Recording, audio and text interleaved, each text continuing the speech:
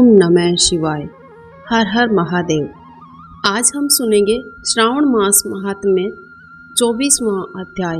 ईश्वर बोले, हे ब्रह्मपुत्र, पूर्व कल्प में दैत्यों के भार से अत्यंत पीड़ित हुई पृथ्वी बहुत व्याकुल तथा दीन होकर ब्रह्मा जी की शरण में गई। उसके मुख से वृतांत सुनकर ब्रह्मा जी ने देवताओं के साथ क्षीर सागर में विष्णु जी के पास जाकर स्तुतियों के द्वारा उनको प्रसन्न किया। तब श्रीहरि सभी दिशाओं में प्रकट हुए और ब्रह्मा जी के मुख से संपूर्ण वृत्तांत सुनकर बोले, हे देवताओं, आप लोग डरे मत। मैं वासुदेव के द्वारा देवकी के गर्भ से अवतार लूंगा तथा पृथ्वी का संताप दूर करूंगा। सभी देवता लोग यादवों का रूप धारण करें, ऐसा कहकर भगवान अंतर्ध्यान हो गए। समय आने पर देवकी के गर्भ से उत्पन्न हुए। वासुदेव ने कंस के भय से उन्हें गोकुल पहुंचा दिया। कंस का विनाश करने वाले कृष्ण का वहीं पर पालन पोषण हुआ। बाद में मथुरा आकर उन्होंने अनुचरों सहित कंस का वध किया।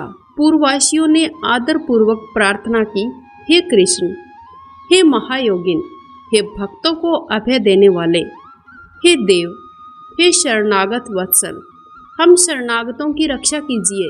हे देव, हम आपसे निवेदन करते हैं, इसे आप कृपा करके हम लोगों को बताएं। आपके जन्म दिवस के कृत्य कोई भी नहीं जानता है। वह सब आपसे जानकर हम सभी लोग उस जन्मदिन पर वर्धापन नामक उत्सव मनाएंगे।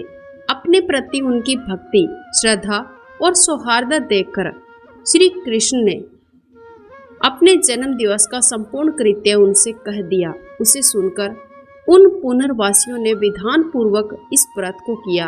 कृष्ण भगवान ने प्रसन्न होकर उन्हें अनेक वर प्रदान किए। अंग देश में उत्पन्न एक मितजित नामक राजा था।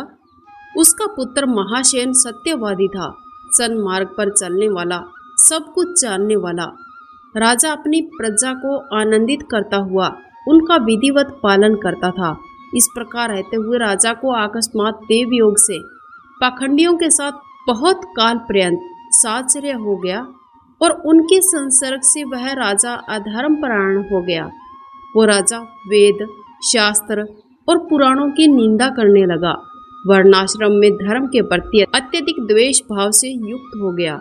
हे मुनि श्रेष्ठ, बहुत दिन बीत जाने के पश्चात काल की प्रेरणा से वो राजा मृत्यु को प्राप्त हुआ और यमदूतों के अधीन हो गया। यमदूत उसे पीटते हुए यमराज जी के पास लेकर गए। बहुत पीड़ित हुआ। दुष्टों की संगति के कारण उसे नरक में गिरा दिया गया। वो बहुत समय तक यातनाएं भोगता रहा। यातनाओं को भोगकर अपने पाप के शेष भाग से वो पिशाच योनि को प्राप्त हुआ। भूख और प्यास से व्याकुल भ्रमण करता हुआ मारवाड़ देश में आकर किसी वेश्या के शरीर में प्रवेश करने लगा। वह उसी के साथ पुण्यदायिनी मथुरापुरी चला गया। वहां पास ही के रक्षकों ने उस पिशाच को उसके गृह से निकाल दिया। तब वो पिशाच वन में तथा ऋषियों के आश्रम में भ्रमण करने लगा। किसी समय देव योग से श्री कृष्ण जन्माष्टमी के दिन व्रत करने वाले मुनियों और द्विजों के द्वारा महापूजा तथा नाम संकीर्तन आदि के साथ रात्रि जागरण किया जा रहा था। वहां पहुंचकर उसने विधिवत सब कुछ देखा, श्रीहरि की कथा का श्रवण किया।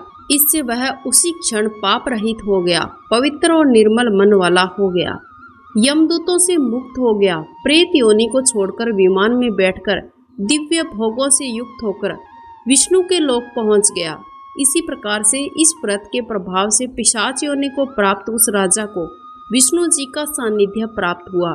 मुनियों ने पुराणों में इस शाश्वत तथा सर्वलौकिक व्रत का पूर्ण रूप से वर्णन कर सुनाया है।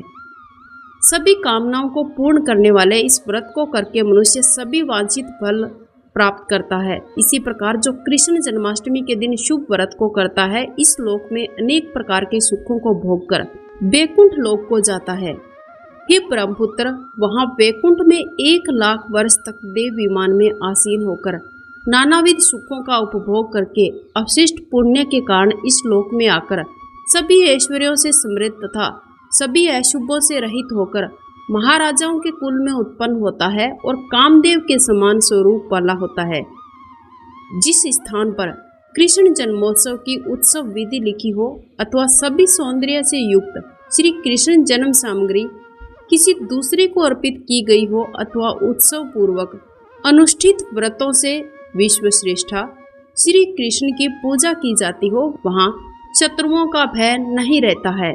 उस स्थान पर मेघ व्यक्ति की इच्छा करने मात्र से ही बरसात करते हैं और प्राकृतिक आपदाओं का कोई भय नहीं रहता है। जिस घर में देव की पुत्र श्री कृष्ण के चरित्र की पूजा की जाती है, वो घर सब प्रकार से समृद्ध रहता है और वहाँ भूत प्रेत आदि बाधाओं का कोई भय नहीं रहता है। जो मनुष्य किसी के साथ में भी शांत होकर इस व्रतोत्सव को करता है या कथा भी सुनता है, वो पाप से मुक्त होकर श्रीहरि के धाम जाता है। इस प्रकार श्री स्कंद पुराण के अंतर्गत ईश्वर सनत कुमार संवाद में श्रावण मास महात्म्य में जन्माष्टमी व्रत कथन नामक 24वां अध्याय पूर्ण हुआ। ओम नमः शिवाय। हर हर महादेव।